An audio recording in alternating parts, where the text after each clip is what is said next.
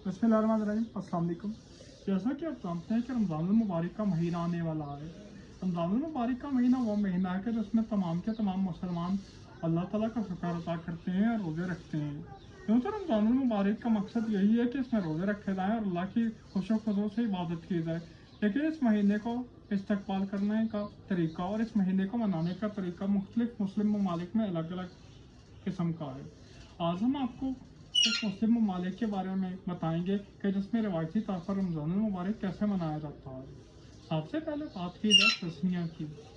चस्निया रूस के साथ मलिका एक नीम खुद मुख्तार इस्लामी रियासत है। यहाँ कदीम ज़माने से ही अलहदगी की तहरीक चल रही थी।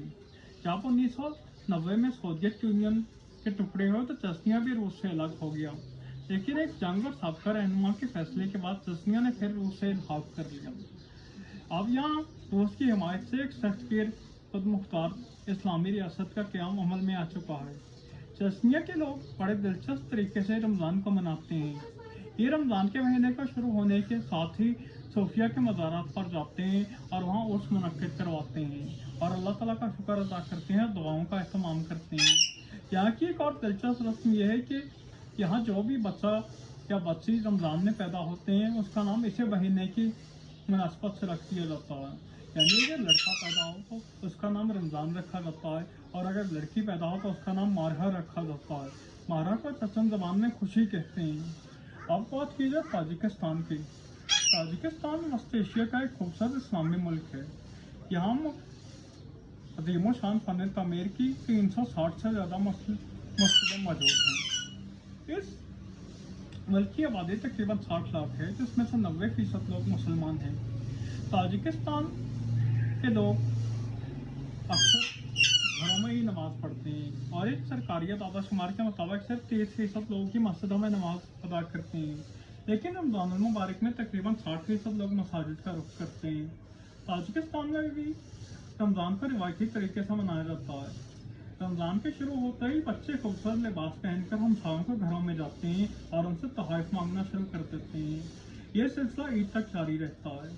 जब ईद आती है तो ये लोग अपने गली मोहल्ले को सजाते हैं और रवायती खेलों का इनकाद भी करते हैं। इसके अलावा ढोल की थाप पर हम भी पढ़ते हैं। अब बात की जाए मिस्र की।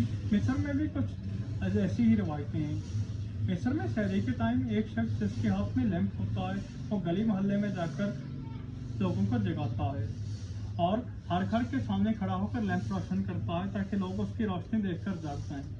अब अगर बात की जाए सूडान की, तो सूडान में शहरी में जगाने वाले को नफर कहते हैं। नफर के साथ एक बच्चा भी होता है। उस बच्चे के हाथ में फहरिस्त होती है कि किस किस शख्स को नाम लेकर जगाना है।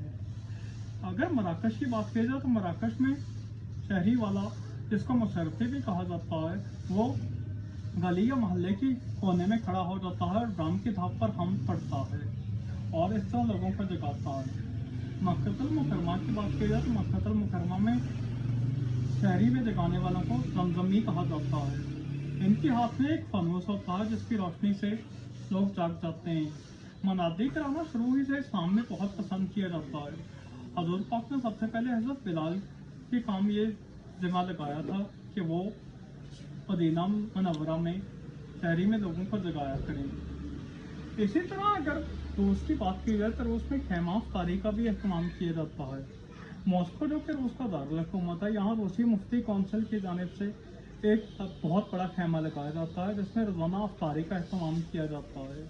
अगर नई दिल्ली की बात की जाए जो कि भारत का दारुल हुकूमत है, तो यहाँ जिस इलाके में मुस्लिम अक्सरियत में आबाद हैं, यहाँ भी लोग गली मोहल्लों में जाकर लोगों को सुबह जगाते हैं और इन लोगों को शहरी वाले कहा जाता है।